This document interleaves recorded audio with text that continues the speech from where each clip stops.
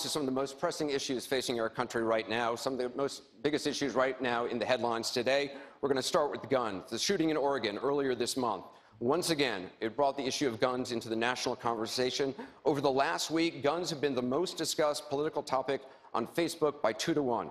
Senator Sanders, you voted against the Brady bill, mandated background checks and a waiting period. You also supported allowing riders to bring guns in checked bags on Amtrak trains. For a decade, you said that holding gun manufacturers legally responsible for mass shootings is a bad idea. Now you say you're reconsidering that. Which is it? Shield the gun companies from lawsuits or not?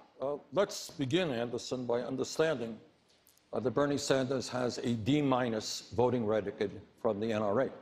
Let's also understand that back in 1988, when I first ran for the United States Congress, way back then, I told the gun owners of the state of Vermont and I told the people of the state of Vermont, a state which has virtually no gun control, that I supported a ban on assault weapons. And over the years, I have strongly supported instant background checks, doing away with this terrible gun show loophole, and I think we've got to move aggressively at the federal level in dealing with the straw man purchases.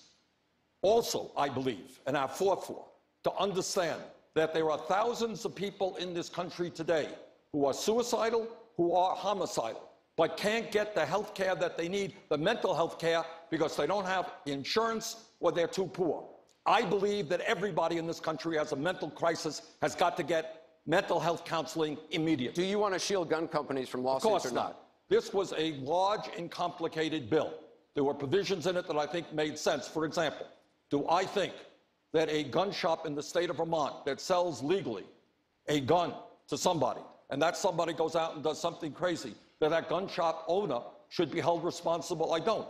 On the other hand, where you have manufacturers and where you have gun shops knowingly giving guns to criminals or aiding and abetting that, of course we should take action. Secretary Clinton, is Bernie Sanders tough enough on guns? No, not at all. I think that we have to look at the fact that we lose 90 people a day from gun violence. This has gone on too long, and it's time the entire country stood up against the NRA.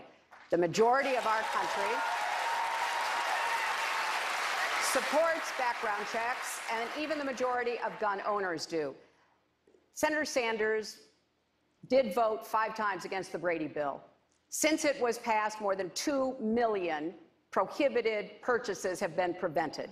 He also did vote, as he said, for this immunity provision.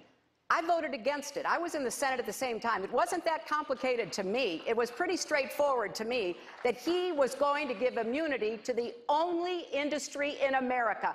Everybody else has to be accountable, but not the gun manufacturers. And we need to stand up and say enough of that. We're not going to let it continue. We're going to bring you all in on this, but Senator Sanders, you have to be able to respond. As a senator from a rural state, what I can tell Secretary Clinton, that all the shouting in the world is not going to do what I would hope all of us want, and that is keep guns out of the hands of people who should not have those guns and end this horrible violence that we are seeing.